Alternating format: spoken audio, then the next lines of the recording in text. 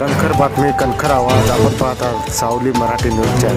मौजे मुळी येथील वंचित बहुजन आघाडीचे ज्येष्ठ नेते श्री आनंदराव करवंदे साहेब यांचा वाढदिवस तहसील कार्यालय वसमत येथे अतिशय भव्य असा साजरा करण्यात आला.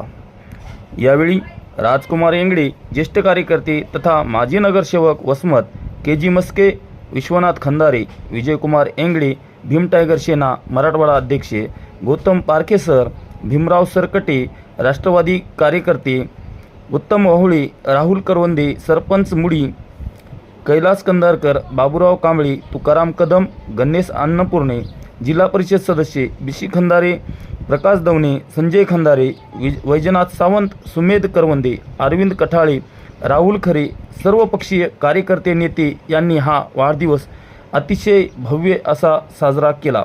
जनसावली न्यूज वसमतसाठी बाळासाहेब कांबळे.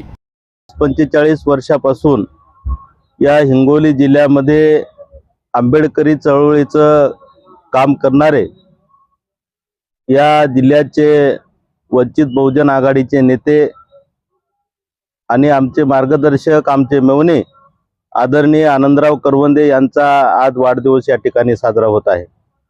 मित्रो, या ठिकाणी भारी बहुजन महासंघापासून या तालुक्यामध्ये खरी चळवळ त्यांनी उभी केली. श्रद्धेय प्रकाशजी आंबेडकर यांच्या भारी बहुजन महासंघामध्ये तालुका सचिव म्हणून त्यांनी बरेच वर्ष या ठिकाणी कार्य केलेलं आहे.